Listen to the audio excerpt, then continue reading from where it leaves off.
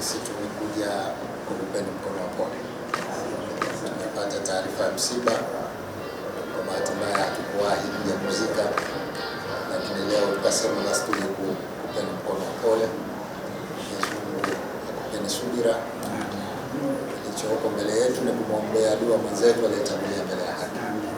Mwenyezi Mungu amlaze mahali pema, atukutanishe naye inshallah peponi sote inshallah.